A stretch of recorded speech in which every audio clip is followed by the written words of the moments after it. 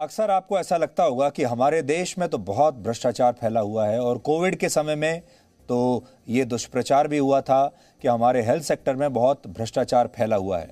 इसमें सच्चाई हो भी सकती है, लेकिन हमारे देश में भ्रष्टाचार है ये बात तो हम जानते हैं। लेकिन बहुत सारे लोगों को ये बड़ी गलतफहमी है कि पश्चिमी देशों के जो लोग हैं वो बड़े दूध के धुले हैं और वहाँ के सिस्टम्स बड़े अच्छे हैं, वहाँ बड़ा अच्छा इलाज होता है और हर चीज़ बड़े सिस्टम के हिसाब से चलती है, वहाँ कोई लाइन नहीं तोड़ सकता। हमारे देश के ज़्यादातर लोग यही सोचते हैं, लेकिन ऐसा है नहीं।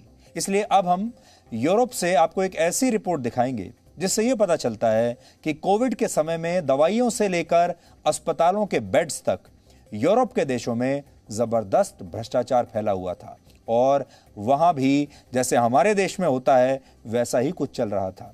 पश्चिमी मीडिया ने कोविड को लेकर भारत की बहुत बदनामी करने की कोशिश की, आपको याद होगा, हर तरीके से। और इस दुष्प्रचार में अक्सर यह भी कहा जाता है कि भारत के हेल्थ सेक्टर में बहुत भ्रष्टाचार फैला हुआ है। और आप भी अक्सर यही सोचते होंगे कि भारत में ऑक्सीजन के सिलेंडर से लेकर कोविड की दवाइयों तक सब पर कालाबाजारी हो रही है। लेकिन पश्चिमी देशों में शायद ऐसा नहीं होता होगा। आपकी ऐसी धारणा होगी जो पूरी तरह गलत है। भ्रष्टाचार पर निगरानी रखने वाली एक अंतर्राष्ट्रीय संस्था ट्रांसपेरेंसी इंटरनेशनल ने यूरोप को लेकर अपनी एक रिपोर्ट जारी की है, जिसके मुताबिक कोरोना महामारी के दौरान अस्पताल में भर्ती होने और दूसरी स्वास्थ्य सुविधाओं के लिए यूरोप के देशों में बहुत सारे लोगों को या तो रिश्वत देनी पड़ी और या अपनी जान पहचान या सिफारिश का इस्तेमाल करना पड़ा। और यह रिपोर्ट कहती है कि यूरोपियन यूनियन यानी ईयू के 27 देशों में ऐसा करने वाले लोगों की संख्या 29% तक है।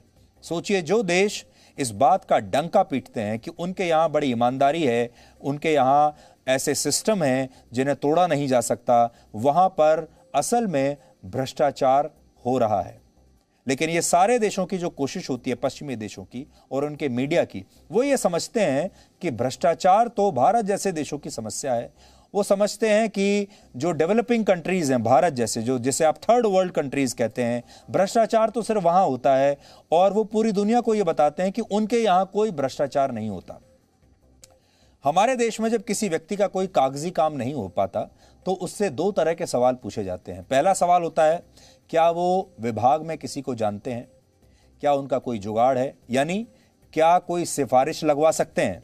और दूसरा सवाल ये कि वो इस काम के लिए रिश्वत कितनी दे सकते हैं। और ये सवाल ही मिलकर भ्रष्टाचार और रिश्वतखोरी को जन्म देते हैं।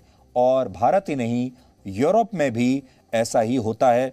या तो आप रिश्वत दीजिए और या फिर आपकी ऊंची सिफारिश होनी चाहिए। ट्रांसपेरेंसी इंटरनेशनल ने पिछले साल अक्टूबर से दिसंबर के बीच एक सर्वे किया, और ये छोटा मोटा सर्वे नहीं है। इस सर्वे में 40,000 से ज्यादा लोगों की राय ली गई और इनमें से 1/3 लोगों ने यह माना कि उन्होंने अस्पताल में इलाज के लिए अपनी जान पहचान या सिफारिश का फायदा उठाया। उदाहरण के लिए चेक रिपब्लिक में 54% लोगों ने ऐसा किया। कैसा किया? यानी उन्होंने इलाज कराने के लिए सिफारिश का सहारा लिया। पुर्तगाल में 46% लोगों को सिफारिश के आधार पर अस्पताल में भर्ती किया गया। हंगरी में 41% लोगों को बिना लाइन में लगे पर्सनल जान पहचान या सिफारिश के जरिए स्वास्थ्य सुविधाएं मिल गईं। अब यूरोप के देशों की जैसी छवि पूरी दुनिया में है, आप जानते हैं। उसके मुताबिक तो इन देशों में लोगों को स्वास्थ्य सुविधाओं के लिए कोई ज़रूरत सिफारिश की या रिश्वत की होनी ही नहीं चाहिए थी। वहां तो कोई लाइन तोड़ ही नहीं सकता, लेकिन इसके बावजूद ऐसा हो रहा है।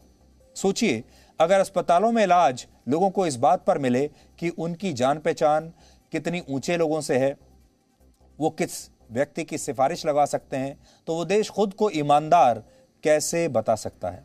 भारत में भी ये एक बड़ी समस्या है, लेकिन भारत हमेशा से इस समस्या को स्वीकार करता आया है। लेकिन यूरोप के देशों ने हमेशा से ऐसा रुख दिखाया कि उनके देश के लोग अपना काम कराने के लिए ना तो रिश्वत देते हैं और ना ही सिफारिश का इस्तेमाल करते हैं। यानी ना तो वहाँ रिश्वत चलती है और ना ही सिफारिश चलती है, बल्कि सच्चाई ये है कि ये दोनों चीज़ें उनके सिस्टम में, उनके समाज में चलती हैं।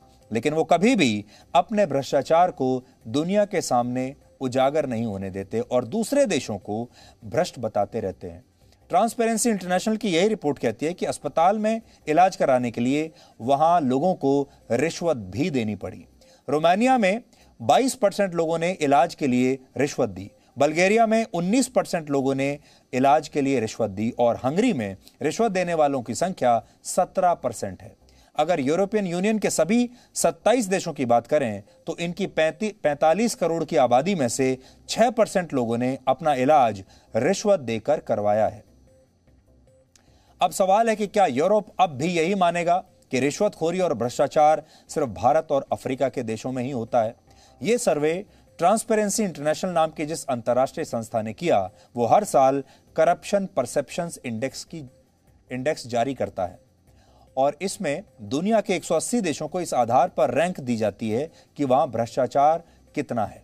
और आपको जानकर आश्चर्य होगा कि यूरोप के अधिकतर देश इस इंडेक्स में हर साल टॉप 20 में अपनी जगह बनाते हैं और इससे ऐसा लगता है कि इन देशों में लोग ईमानदार हैं और रिश्वतखोरी का बिल्कुल समर्थन नहीं करते, क्योंकि ईमानदार देशों की लिस्ट में ये जो देश हैं यूरोप के, ये हमेशा ऊपर रहते हैं। अब आप सोचिए ऐसा ये कैसे मैनेज कर पाते हैं? एक तरीका तो ये हो सकता है क्योंकि जो एजेंसीज हैं जो ये रैंकिंग देती हैं वो एजेंसीज भी इन्हीं की हैं, मीडिया भी इन्हीं का है और दुनिया भर के बड़े और बहुत प्रभावशाली मीडिया संस्थान जो हैं उनमें से ज़्यादातर वो यूरोपीय देशों में है या पश्चिमी देशों में है।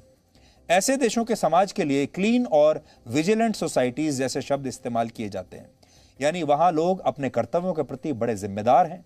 लेकिन ये सर्वे बताता है कि यूरोप जैसा दिखता है वैसा है नहीं। यूरोप में भी लोग रिश्वत देकर अपना काम करवाते हैं और वहाँ भी भ्रष्टाचार है और ये बात वहाँ के लोग भी अंदर ही अंदर सर्वेज में मानते हैं। इस रिपोर्ट में लिखा है कि यूरोप के 62% लोग मानते हैं कि वहाँ भ्रष्टाचार एक गंभीर समस्या है, लेकिन असल में ये बातें कभी हम तक पहुँचती नहीं। और 76% लोग वहाँ के ये मानते हैं कि स्थितियाँ अब भी सुधर नहीं रही हैं, यानी अब कोई सुधार नहीं है अभी भी वहाँ।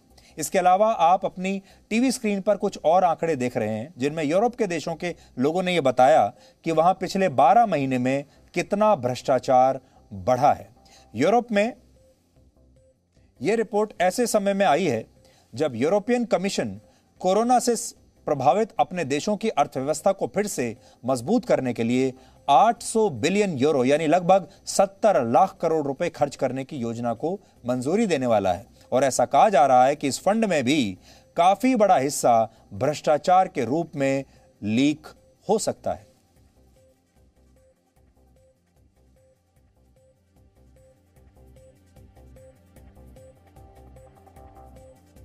तो ये तो भ्रष्टाचार का जाल है जो असल में भारत से लेकर यूरोप तक लगभग हर देश में ही फैला हुआ है। ये एक ऐसा जाल है, मकड़ी के जाल जैसा। Presenting B News app, available on Google Play and App Store. Download it now.